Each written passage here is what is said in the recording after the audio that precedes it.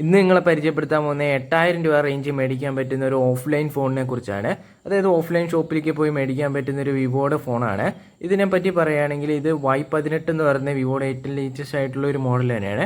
ഇതിൻ്റെ ടോപ്പിലാണ് വരുന്നത്, ഏറ്റവും മുകളിലാണ് ഇതിൻ്റെ സ്പീക്കർ വരുന്നത്, മെയിൻ സ്പീക്കറിൻ്റെ ഗ്രില്ലൊക്കെ വരുന്നത്. സൈഡിലോട്ട് വരികയാണെങ്കിൽ സിം ഡ്രൈയുടെ ആണ് വരുന്നത്, വേറെ കാര്യമായ പോർട്ടുകളൊന്നും വരുന്നില്ല.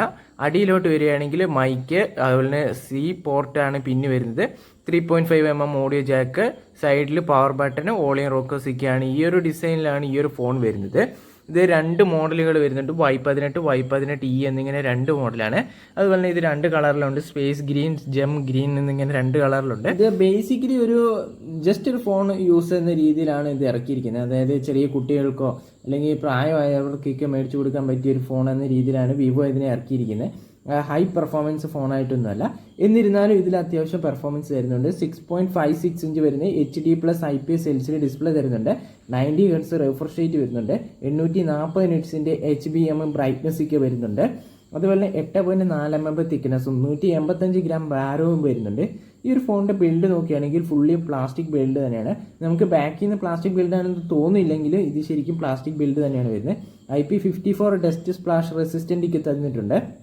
മീഡിയടെക്കിൻ്റെ ഹീലിയോ G85 എന്ന് പറഞ്ഞാൽ അത്യാവശ്യം തരക്കേടില്ലാത്ത, അതായത് ഒരുപാട് ഹാങ്ങോ ലാഗോ ഒന്നും വരാത്ത ഒരു പ്രോസസ്സറാണ്.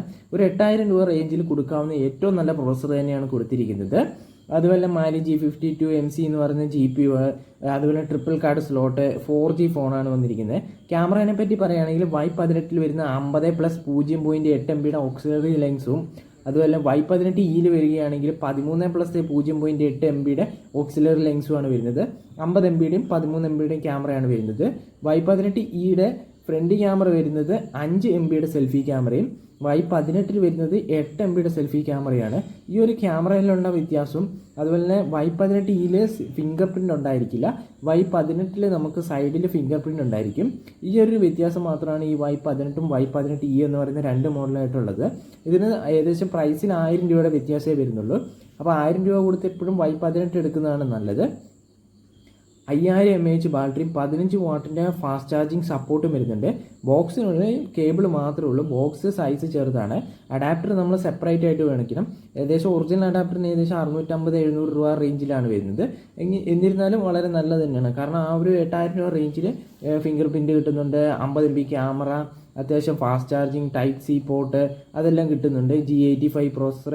എന്തായാലും ഇതെല്ലാം കൂടി എന്തായാലും ഈ ഒരു പ്രൈസ് റേഞ്ചിൽ എനിക്ക് തോന്നുന്നില്ല മറ്റ് ബ്രാൻഡിൽ പോലും കൊടുക്കുന്നില്ല. കാരണം ഏതെങ്കിലും ഒന്ന് കട്ട് ചെയ്യും, ഒന്നെങ്കിൽ BAT കേബിൾ ആയിരിക്കും, അല്ലെങ്കിൽ ചാർജിങ് ഫാസ്റ്റ് ചാർജർ ആയിരിക്കില്ല, സ്ലോ ചാർജിങ് ആയിരിക്കും, ഇല്ലെന്നുണ്ടെങ്കിൽ പ്രോസസ്സർ കുറച്ചിട്ടുണ്ടാവും, അങ്ങനെ എന്തെങ്കിലുമൊക്കെ ആയിട്ട് കുറയ്ക്കും. പക്ഷേ വിവോ ഇവിടെ അത് കുറച്ചിട്ടില്ല. വിവോയിൽ ഓഫ്ലൈൻ ഫോണൊക്കെ ഇഷ്ടപ്പെടുന്നവർക്ക് എടുക്കാൻ പറ്റിയ നല്ലൊരു ഫോൺ തന്നെയാണ് Y18.